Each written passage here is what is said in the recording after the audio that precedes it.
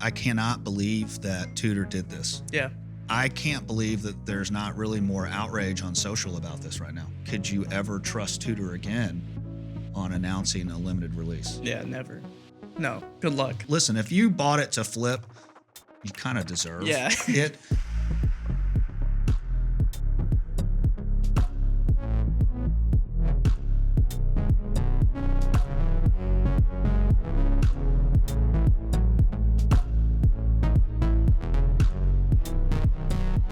Hey, welcome to the Watch Bros. I'm Jason. I'm Felix. And today we're going to be getting into, we're going to talk about what? The Tudor Pink Chrono. Yeah. Right? And we're just going to talk about it initially hit the market. It was supposed to be a limited edition. And then a few months later, they kind of put it in their regular catalog. Mm-hmm. And so we want to dive into, is the market crashing around this watch? What are the reasons that maybe the market is crashing, if that's what's happening? And where does that leave us as collectors with the brand and with that watch specifically after Tudor initially said it was limited and then they announced it as part of their regular catalog? So I think that's what we're going to cover today. And before we get into that, you want to do a wrist check? Sure. I'll start today's. So this is a watch that you guys haven't seen, but I've been wearing for about maybe 2 months now. Yeah. One of my new favorite watches that I have in my collection, and it's Tudor Powermatic 80, the PRX. So what I love about this watch is the integrated bracelet, the sports stainless steel look on it, and then the waffle dial, which is really the biggest reason I got the automatic version, because you could save $400, $500 if you just go with the regular quartz. Yeah.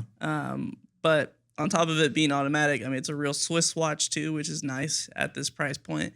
And then you get a amazing power reserve. There's a lot of cool things about this watch, and I love wearing it. I know you've seen me wear it a lot. It's become one of my favorite just daily wear watches.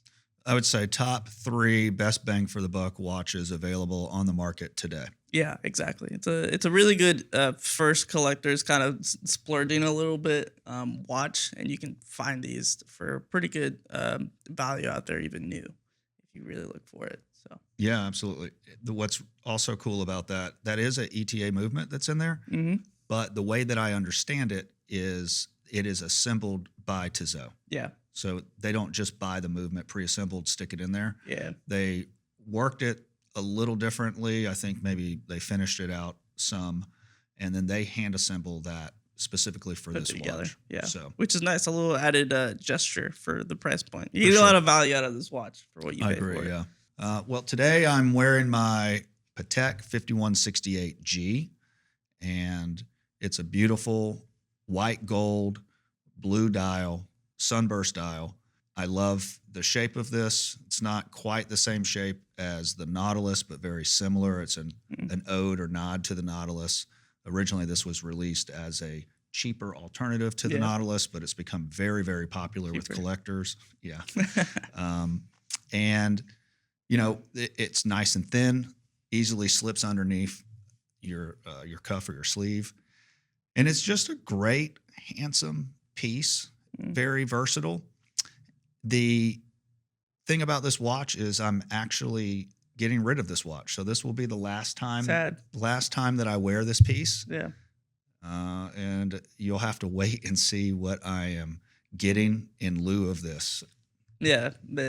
Maybe bigger and better things to come. It is sad to see that thing go. This and the Moser that you have are the 2 watches that I've noticed more on your wrist since I've met you. And this is a beautiful watch. It's an amazing watch. So it's sad to see it go, but we'll see what's next. Yeah, we'll just have to wait and see. Yeah. I promise that I think most people that are watching are going to think that I made a good decision. Yeah, I hope so. Hopefully. Right. You might get some people who are like, you're crazy for even doing that. Right. How long have you had this watch for? How long have I had it? I don't know. You were around when I got it. Maybe. 5 months? Yeah, I would say. I was gonna say 6, but 5 months sounds accurate. Yeah, I've probably had it about 5 months. Yeah. Awesome piece. one that I figured would stay in my collection for a long time. But as anybody that collects watches knows, sometimes you move in and out of pieces, and not because you don't like them. It's because maybe another opportunity presented itself. Yeah. And you have to strike when that happens. So. And sometimes too, when you're getting into the space of finding a watch that you've always wanted or enjoyed, and you scratch the itch for a while, and you're like, well, this can help me obtain another piece that I also really want. And that's the way that you're moving around things. That's what happens. Yeah, the natural collection. Anything that you collect. In life, 100%. Right? So, and watches aren't any different. Let's talk about Tudor, and let's talk about what's going on with Tudor. So they originally announced during Watches and Wonders 2024 that they were going to release this pink Chrono.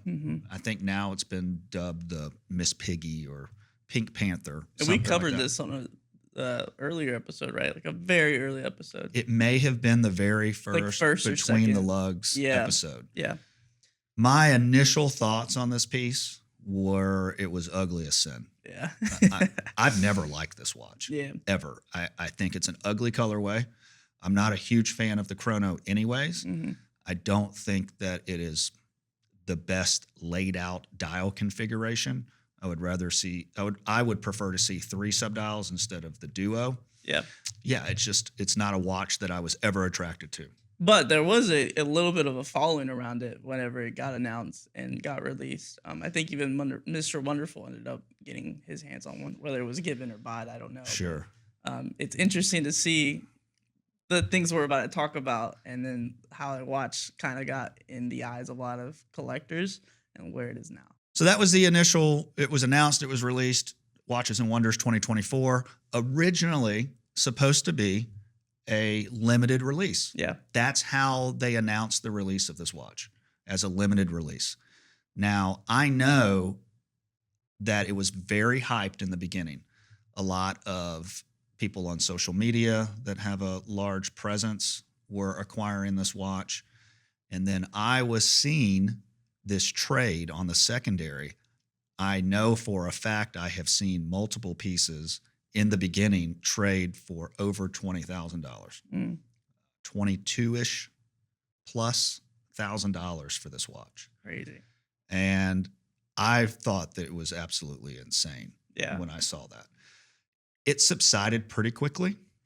I started seeing it trade after that initial first few weeks at like 18, but still knocking on 20K. Yeah. And even at 18, I was like, wow, this is just absurd. Yeah. I just don't understand, limited release or not, I don't understand why you would pay $20,000. Let's just call it 20. Why you would pay $20,000 for a Tudor watch. What do you think? I would never pay $20,000 for a Tudor watch. There's maybe in my head a handful of watch makers that I would pay that much money, a premium for. Steel. Yeah, steel too, not precious Same metal. movement that's in all of their other Chronos. Yeah. We are literally just talking about a color. They're getting into the Rolex ball field now, but it's like, why pay that money and not just go ahead and spend a little bit more on a Rolex, at that point. So I think it is an interesting pick for people who did end up with it. But the question is, why did they buy that? Why not just go somewhere else? Well, did they buy it because they wanted to sell it, get out of it? Did they want to flip it? Yeah, for sure. Was it I think that's is what it this was. a definition of a hype piece? Yeah. I think 100%. You're hitting on the nail. So basically, they announce limited release. People jump all over it. They pay, what is that? 5 times more? Yeah. Right? Than whatever its retail is, or 4.5 times more, something like that, than retail. Specifically because it was a hype piece. Yeah. And where does that leave us today? What's changed since they released it? So what has changed is they announced 2 or 3 months after that they're just going to add it to their regular catalog. Can you? That's crazy. Believe that. The betrayal. They're going to take this watch that they announced as limited, and they're going to put it in their regular catalog. That's insane. So what do you think happened? Obviously, there's going to be a big fall off on the market for that watch. You can't release 100 limited editions and be like, by the way, we're gonna release the same watch like next month, fully available for you. What does that mean for the people that paid $20,000 for this watch? They're just left overpaying, holding the bag. I mean, listen, if you bought it to flip, you kind of deserve it. But I know that there are people that bought that probably as just a collector's watch. Yeah.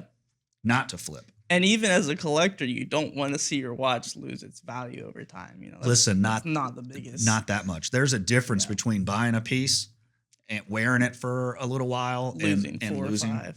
losing a little bit.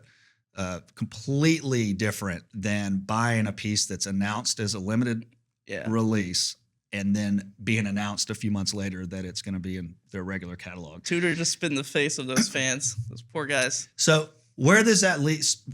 Here's where we're at. I see this watch trade now in the $7,000 range. In the $7,000 range. And where is it going to go? I guarantee you in a year it's going to be trading at value. That's insane.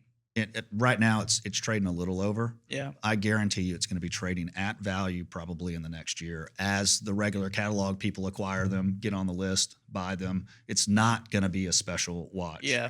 It's not a special watch. Yeah. It really wasn't a special watch to begin with. It was pretty ugly. Yeah, it was just hyped up. My thought goes to trust in Tudor. Mm-hmm. So this is a watch house that announces that they're going to release something as a limited release.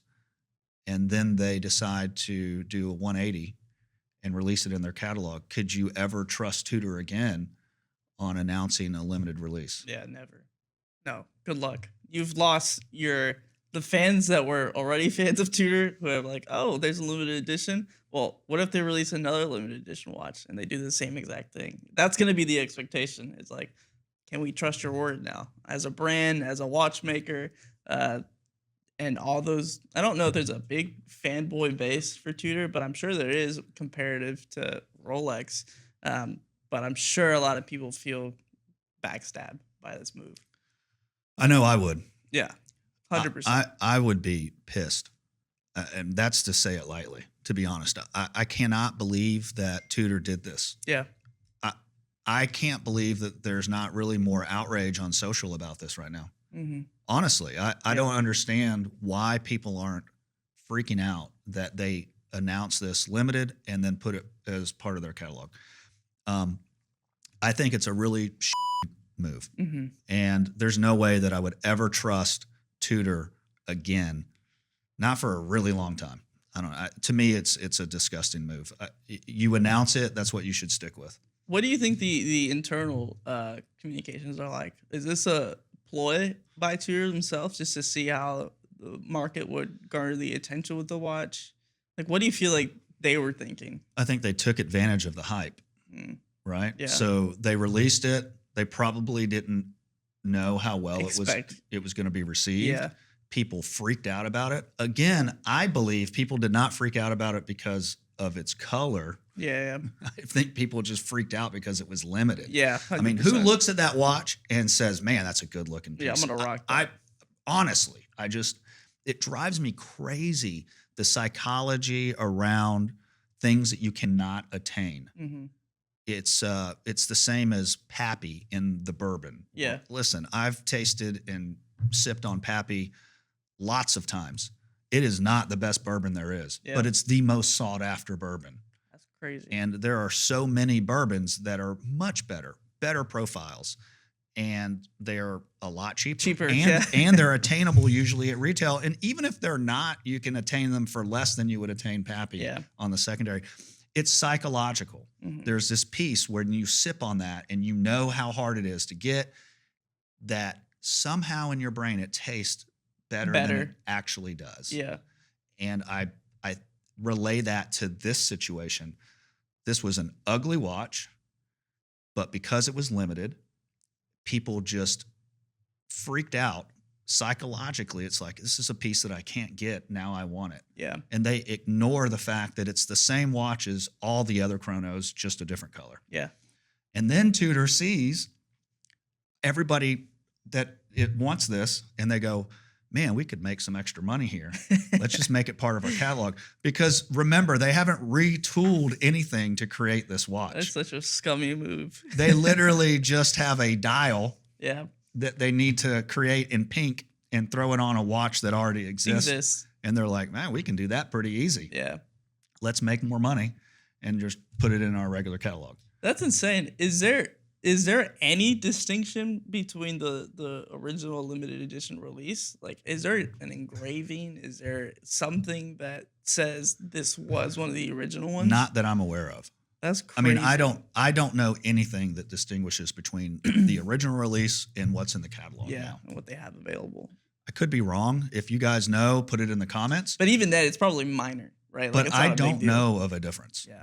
You as a new collector, what are your thoughts around this? How do you feel about Tudor doing this? For me as a new watch collector, I need to be mindful of, right? Because thankfully I was not in the realm of even being able to buy this watch and Yeah. then get out of it. It scares me a little bit because Tudor was one of the watch brands that I did want to get into. I don't know if I feel comfortable knowing that a main brand like Tudor can make a move like this. And you're exactly right. There's not as much disparity out there. Like, people aren't talking about it. There was more talk about the watch and the hype around it than there was the fall off of it, like what Yeah. Tudor did as a brand. It's just not a good look.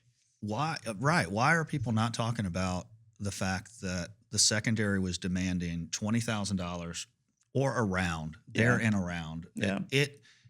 The initial hit was really high, and then it did fall off, but still 17 and 18 grand eats up 20 pretty quick. So we're just going to generically say around 20,000. Yeah. Why is there not more talk around a watch on the secondary that was 20K and now within months is trading at like 7? Yeah, that's crazy. That is crazy to me. Hmm. Yeah. I mean, insane. And I would think that there would be more collectors and enthusiasts upset about it. Yeah. And maybe there are, and people just aren't voicing it. I don't know. But Yeah. Maybe they don't have the means to go out and record a video and be like, hey, listen, this is the worst move ever. I bought this watch and I'm stuck with it now. It's crazy. yeah, I think what bothers me the most is the trust around a brand, around any brand, Yeah. but especially around a large, trustworthy brand like Tudor. Yeah. For them to do that feels like they've just pulled the rug out from under a lot of people that spent a lot of money to acquire that watch. And the argument could be made, well, that's what you get. And some of that is true. When you trust a brand and they announce it as a limited release, you've broken that trust. Yeah. And I just don't know how you ever repair that. Yeah. I don't think you do. I think everyone is always going to know you about it until time goes on that you remove yourself from that, right? Like, you try to cover it up and throw some dust. But there's always going to be the people that know what you did and feel a certain type of way about what you did. And they've probably hurt a lot of the buyers who are interested in getting into a Tudor but are scared about, is this going to happen to me again? I know I would before I bought any limited edition piece. Like, is this brand reliable enough? Because I feel like if it was a smaller brand, like a micro brand doing it, then everyone would be harking on them like, you don't do that, that's messed up. But That's since it's such exactly. a bigger brand, it's like more acceptable. Like, they're allowed to do this because they're Tudor. I don't know. It doesn't sit right with me. Yeah, that's kind of the point that I'm bringing up. Are they getting away with it because they're Tudor? They're a big brand. Yeah. I don't know the answer to that. I feel like they are. Yeah. I feel like we give a pass to Tudor and to Rolex all the time. Yeah. And this just lends to that. This is just more of the same with those two brands. Even, does this bleed into just buying a catalog piece? Mm-hmm. Does this turn you off? A little bit. Maybe not so more for the overall catalog pieces that I can get into at the let's say sub $5,000 range, but limited editions. I think anything limited under that 5 to 7K range will always kind of be an interest, unless it is a micro brand almost, right? Like, if Mhm. it's a micro brand releasing it, they're most likely never going to make this again. And so I feel like this goes back to a bigger company doing it. It's like, why would I even buy a big company's release limited edition and have, no offense to Hublot, but have them pull Hublot where it's like, okay, they have another limited edition that's slightly different, maybe a different movement or different bezel or something, and then they call that limited edition. So how much of the limited edition is really garnering my attention, right? Like, okay, I get to have a watch that only 5,000 was made, but there's a color dial difference, and that's it. And do would I care about it at that point? No, I think it goes back to all our original statements saying that you don't buy the watch for an investment piece. You're buying it because you actually like that watch, you enjoy that watch. And I think that's where my head's always gonna go with those types of pieces is I'm not gonna buy a watch to try to get out of it. I'm gonna buy a watch, and if I can get out of it, great. But if I can't and I lose $500 on it, $1,000 on it, just because I want to get into another watch, that's fine too. Um, Yeah, that goes to exactly the issue is not everybody that bought that watch on the secondary when it was first released was trying to flip it. yeah, I'm sure that there were plenty of collectors and enthusiasts, and the market demands what it demands. So it's easy to say, well, they shouldn't have bought that piece. yeah, It's very easy to say. The reality is, if you see it available and somebody is asking $18,000 for it, and you really want it and you can afford it, you're gonna buy it. you're going to buy it. Yeah, And it's not your fault as the buyer to believe because the brand has told you that this Mhm. is limited and the only chance that you may have to get it is right now at 18K. yeah. That is the problem. The flip side, if you want to look at silver linings, is now The it's small one that available. there is, yeah. Now it's available to the masses to wear an ugly ass Yeah, watch. and I bet you there's not as many people biting at this now that it is available versus the people that got into it when it was limited. This piece has had so much hype around it when it was first released Yeah. that now people are getting it at retail, and there is still a want for it Yeah. because now they're like, oh, well, I can get it at retail, Yeah. and all these other yahoos They overpaid. spent 20K on this. That's Right, and crazy. it's almost like like I would say when I was a kid, nanny boo boo. It's That's the accurate way to say it. yeah, it's almost like, hey, look at what Yeah, I was rubbing it- able to get. It's the like same rubbing watch, it in. but I bought it for way less than you did. You're right, Yeah. exactly. I feel like that's what's happening right now because I see this watch all over IG. Yeah. I mean, it is. I'm tired of seeing it Yeah. on IG. Get out. Honestly, Gonna and phase through one day. I think that the release that they just came out with, the blue Mhm. Chrono, is a much better watch. Yeah. Much, much, much better. And if I was to choose between the two, it would definitely be that. I think that people are still buying the pink though because of the initial hype. Yeah, it's gonna drown out eventually. I Mhm. think as anything that you collect that's hyped will eventually go away. Like Big Red Boots, whenever that was big and popular, Mhm. and you would see it like every now and then, and be like, "That's so freaking crazy! Someone spent $450 on that."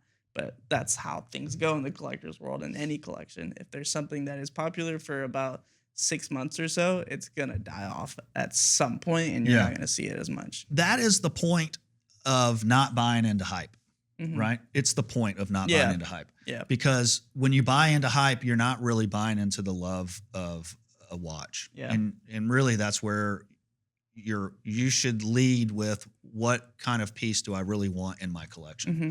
not following hype pieces. Because while this was a really swift downturn on this particular piece, there is a downturn on any and all hype pieces always and forever. Yeah. It just may be a longer shelf life. Yeah, and it doesn't matter on the brand, really, at the end of the day. It doesn't matter You on the see brand. it with many brands from high end to low end brands, just anyone who has a hype piece around them, Yeah. it's going to fall off eventually.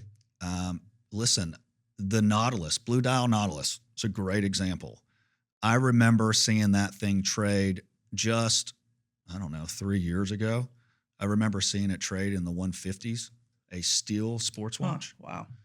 And this thing is now trading, depending on condition, and there's a lot of things, but I'm going to say sub 100, Yeah. sub 100. That's a That's a big massive difference. difference in 3 years. Yeah. And where is the market going? These are all hype pieces: the Royal Oak, the Nautilus, the Black Sub, the Daytona. Every single one of those pieces has fallen. Some of it is due to the COVID phenomenon. Mm-hmm. But a lot of it, honestly, is not COVID. Everybody, that's the easy way to say, oh, well, that was because of COVID, or Yeah. everything got hyped up during COVID. Some of that's true. The reality is a lot of collectors and enthusiasts, the core people that are actually buying watches, Yeah. are moving away from sports watches. Yeah. And it's going to be gradual. Not everybody's just jumping to go get into a smaller watch or something more elegant. Yeah. Dressier piece. But it's happening. Mm-hmm. And in 3 more years from now, all of those watches will be worth less than they are today. Crazy. I guarantee it. I'm calling it right now. Yeah. All of them. We get to mark this because in I just history. right. I know. I see the trend, and the Yeah. trend says is people are leaving sports watches and they're moving into things that are more elegant. Definitely vintage. If sports watches too, but vintage sports watches. Yeah. They want something smaller and better proportioned. Yeah. That's what people are looking for now. Mm-hmm. And a 41 millimeter sub is not proportioned well. Yeah. That maxi case is terrible, and it's just massive on the wrist. People want their 37s and their 38s. Yeah, man. Well, they just want something that it just wears better on the wrist. Yeah. A 5-digit black sub is the sweet spot right now. Mm-hmm. 100%. Yeah. So this is a lesson learned in why not to buy hype pieces. And shame on you, Tudor. Yeah. Literally, I feel disgusted It's a big mess by up on what there. they did. I didn't fall victim to it. I generally don't. Not saying that I never would. Yeah. But I thought it was an ugly watch, and I never understood why people were going crazy. Just because it was limited didn't make it a cool watch. Yeah, it doesn't make it a good watch. No, it was ugly. Yeah. It was a limited ugly watch. right? Hopefully, anyone who's watching didn't buy into the watch. I know. I feel either. bad. Yeah. I feel bad for you. Genuinely. Genuinely. Yeah, Like I'm on your side. You are the unfortunate victim of a terrible massacre, right? And we're like, listen, we understand you're going to be upset about this. But Yeah. it should be not. We shouldn't be looking at you. We should be looking at Tudor, and keeping them accountable and be like, Yeah.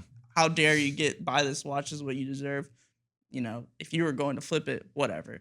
But look at Tudor and see that this is their mess up as well. Like they should be the one that's being pitchforks outside. They their should be held doors. accountable. Yeah. Honestly, we need to talk about this a little bit more. Yeah. And try to help other collectors that are newer understand why they shouldn't, buy into hype pieces. Yeah. Interesting to see where it's gonna be landing in a couple of years, right? As is everything that's hyped up a little bit. I'm almost positive, like I said earlier, that you're not gonna see that watch in 2 or 3 years very often. It's gonna be very seldom out there, and if you do, it's gonna be trading for a lot less than what it's retailed at. I call a year from now, it's trading at retail, possibly below, but definitely at retail in a year. So listen, guys, thank you for watching today's episode. I think we've hit on the nail a lot of the pain points of this watch and the market and Tudor in general. And, maybe this is the downfall of Tudor. Maybe, probably not. Yeah, I know. We'll see. Thank you guys for watching today's episode of Between the Lugs, and we'll see you next time. See ya. What did I say? I said, I think we're good. How do you end that like that?